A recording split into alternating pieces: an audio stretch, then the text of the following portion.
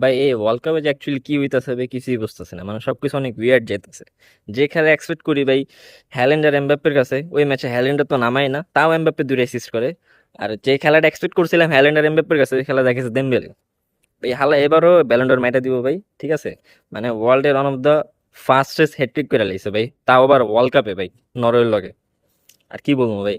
আর Spain আর উরুগুয়ের খেলা তো, এটা খেলা না ভাই, এই খেলাটারে পায়খানা বানায় দিছে ভাই, মনে হচ্ছে কোচ করে হাঁকতে দেয় না ভাই, হাঁকার মতো সময় দেয় নাই। এর লাগে মনে হয় মাঠে এসে হাঁকা শুরু করছে ভাই, লিটারেলি। মানে অ্যাবসলিউট ডিসগ্রেস ভাই, ডিসগ্রেস। যেন আমরা মানে হাই ভোল্টেজ ম্যাচ এক্সপেক্ট করি, ওই জায়গায় ভাই এই হালারে এইসব করে ভাই, মাঠের ভিতরে হাঁকে। স্পেন যে আহামরি এক গোল করে, অনেক ভালো গোল যেমন কিছু না, গোলটা হয়েছে তাও গোলকিপারের ইরোরের লিগা, নাহলে তো ওটাও হইতো না ভাই। এটাও তোমার মানে ড্র হইতো। এই হলো অবস্থা ভাই ওয়ার্ল্ড কাপ, মানে ওয়ার্ল্ড কাপের 26 সালের ওয়ার্ল্ড কাপটা পুরাই ওয়ার্ড।